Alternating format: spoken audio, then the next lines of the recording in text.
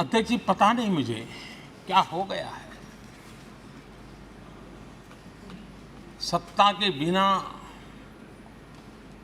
ऐसा हाल किसी का हो जाता है। सत्ता सुख के बिना जी नहीं सकते हैं। और क्या क्या भाषा बोल रहे हैं। आदरणीय अध्यक्ष जी, पता नहीं क्यों कुछ लोगों को भारत मां की मृत्यु की कामना करते नजर आ रहे हैं। इससे बड़ा दुर्भाग्य क्या है। ये वो लोग हैं जो कभी लोकतंत्र की हत्या की बात करते हैं, कभी संविधान की हत्या की बात करते हैं। दरअसल जो इनके मन में है वही उनके कृतित्व में सामने आ जाता है। मैं हैरान हूं। और ये बोलने वाले कौन लोग हैं? क्या ये देश भूल गया है? ये 14 अगस्त विभाजन विभीषिका पीड़ादायक दिवस आज भी हमारे सामने उन चीख को लेकर के, उस दर्द को लेकर के आता है। ये वो लोग जिन्होंने मां भारती के 3-3 टुकड़े कर दिए।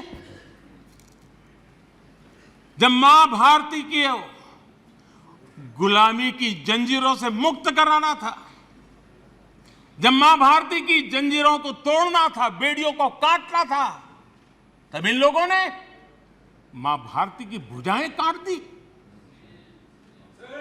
मां भारती के 3-3 टुकड़े कर दिए। और ये लोग किस मुंह से ऐसा बोलने की हिम्मत करते हैं? आदरणीय अध्यक्ष जी, ये वो लोग हैं जिस वंदे मातरम गीत ने देश के लिए मर मिटने की प्रेरणा दी थी। हिंदुस्तान के हर कोने में वंदे मातरम चेतना का स्वर बन गया था। तुष्टीकरण की राजनीति के चलते उन्होंने मां भारती के ही टुकड़े किए, इतना नहीं, वंदे मातरम गीत के भी टुकड़े कर दिए इन लोगों ने। ये वो लोग हैं माननीय अध्यक्ष जी, जो भारत तेरे टुकड़े होंगे, ये गैंग,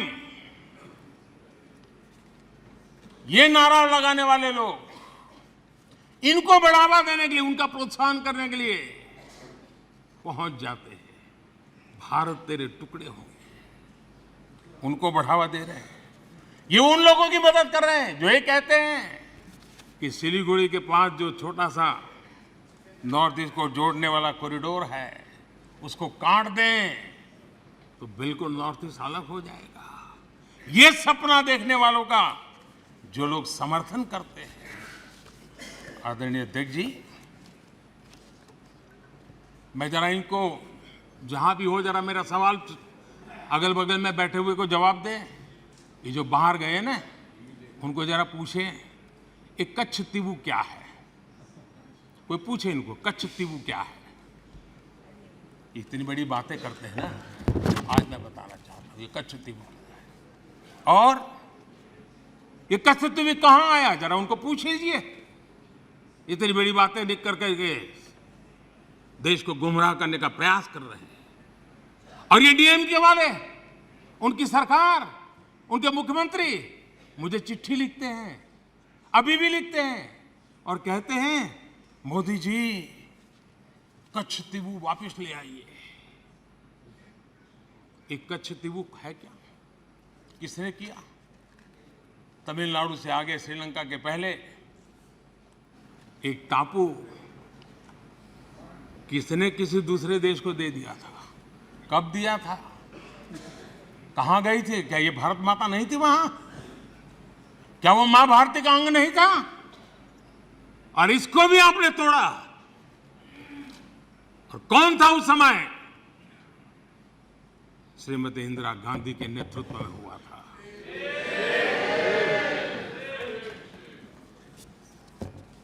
कांग्रेस का इतिहास मां भारती को छिन्न भिन्न करने का रहा है। आदरणीय अध्यक्ष जी,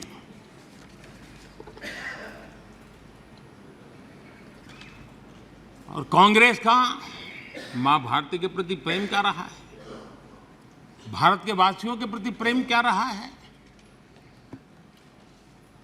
एक सच्चाई बड़े दुख के साथ मैं इस सदन के सामने रखना चाहता हूं। ये पीड़ा वो नहीं समझ पाएंगे।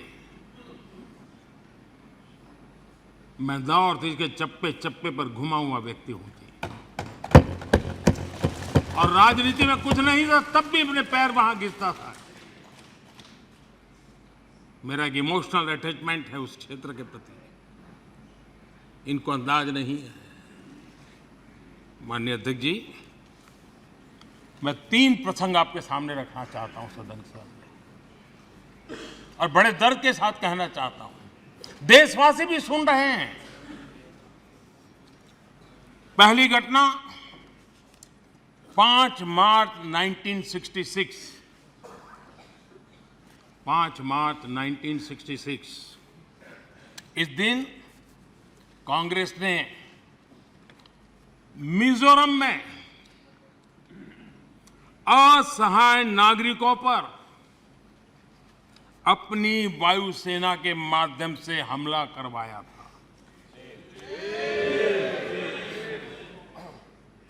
और बड़ा गंभीर विवाद हुआ था। कांग्रेस वाले जवाब दे, क्या वो किसी दूसरे देश की वायुसेना थी क्या? क्या मिजोरम के लोग मेरे देश के नागरिक नहीं थे क्या? क्या उनकी सुरक्षा ये भारत सरकार की जिम्मेवारी थी कि नहीं थी? 5 मार्च 1966 वायुसेना से हमला करवाया गया, निर्दोष नागरिकों पर हमला करवाया गया। और माननीय अध्यक्ष जी, आज भी मिजोरम में 5 मार्च को आज भी पूरा मिजोरम शोक मनाता है। उस दर्द को मिजोरम भूल नहीं पा रहा है। कभी इन्होंने मरहम लगाने की कोशिश नहीं की है, घाव भरने का प्रयास तक नहीं किया है। कभी उनको इसका दुख नहीं हुआ है। और कांग्रेस ने इस सच को देश के सामने छिपाया है। दोस्तों, ये सत्य देश से उन्होंने छिपाया है कि अपने ही देश में वायुसेना से हमला करवाना। कौन था उस समय? इंदिरा गांधी। अकाल तख्त पर हमला हुआ है तो अभी भी हमारी स्मृति में है। उनको मिजोरम में उसके पहले ही आदत लग गई थी और इसलिए अकाल तख्त पर हमला करने तक वो पहुंचे थे, मेरे ही देश में। जैसे मैंने भाषण के शुरुआत में बोला, भारत एक आवाज है। भारत हमारी जनता की आवाज है, दिल की आवाज है। उस आवाज की ने मणिपुर में की। इसका मतलब भारत माता ने मणिपुर में की।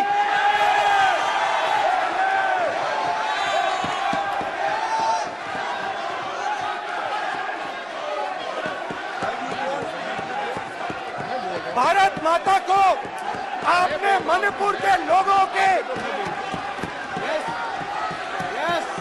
मारा। आपने मणिपुर के लोगों को मारकर भारत की है। आप देशभक्त नहीं हो, आप देश प्रेमी नहीं हो, आप मणिपुर में की। प्लीज एक मिनट, प्लीज बैठिए, प्लीज बैठिए। अब सवाल उठता आप है, बैठना चाहते नहीं बैठना चाहते? आप बैठना चाहते नहीं बैठना चाहते? इसीलिए आपके मणिपुर में नहीं जा सकते हैं क्योंकि उन्होंने प्लीज देश की हत्या की है। मणिपुर में हिंदुस्तान, भारत माता, मणिपुर के लोगों के दिल में। प्लीज एक मिनट बैठिए। आप तो सवाल उठता है, 1 मिनट बैठिए। 1 मिनट आप भी विराजे। आप भी विराजो। आप बैठिए सही। नहीं बैठिए, रहने दो। आप बैठिए। बैठिए आप, प्लीज बैठिए आप, प्लीज। आप बोल रहे हैं फिर। आप भारत माता के रखवाले नहीं एक हो, मिनट माननीय सदस्य। आप भारत माता के हत्यारे हो। प्लीज माननीय सदस्य, प्लीज प्लीज माननीय सदस्य, please please please please please. देखिए माननीय सदस्यगण, प्लीज प्लीज। माननीय सदस्यगण, भारत माँ हमारी माँ है, हमें सदन में बोलते समय संयम बरतना चाहिए। मेरा अपनी माँ की हत्या की बात कर रहा हूँ मैं, मणिपुर में अपनी माँ की हत्या की बात कर रहा हूँ मैं, आदर से बोल रहा हूँ। आपने मेरी माँ की हत्या की मणिपुर में। एक मेरी माँ यहाँ बैठी है, दूसरी माँ को आपने मणिपुर में मारा है।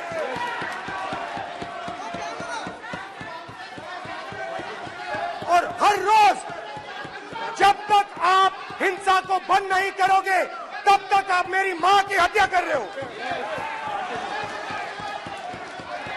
हिंदुस्तान की सेना मणिपुर में एक दिन में शांति ला सकती है, हिंदुस्तान की सेना का प्रयोग नहीं कर रहे हो, क्योंकि आप हिंदुस्तान को मणिपुर में मारना चाहते हो।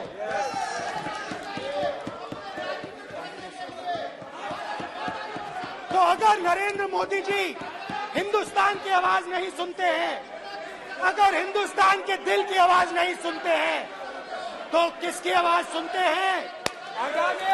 दो लोगों की आवाज सुनते हैं। इसकी आवाज सुनते हैं, इसकी आवाज सुनते हैं, माननीय सदस्य, और इसलिए सुनते हैं। नो, ये गलत तरीका माननीय सदस्य। देख लीजिए अडानी जी के लिए मोदी जी ने क्या काम किया है, देख लीजिए। ये पहले आप क्वेश्चन लेंगे, गलत तरीका आपका। माननीय सदस्य, आपका गलत तरीका है। आप सीनियर सदस्य हैं, आप इस तरीके का व्यवहार सदन में मत करिए। आप बात करिए, लेकिन इस तरीके से क्वेश्चन लाना ये उचित नहीं है किसी तरीके से। रावण दो लोगों की सुनता था, रावण दो लोगों की सुनता था, मेघनाथ और कुंभकर्ण। वैसे ही नरेंद्र मोदी दो लोगों की सुनते हैं, अमित शाह और अडानी। भाई और बहनों,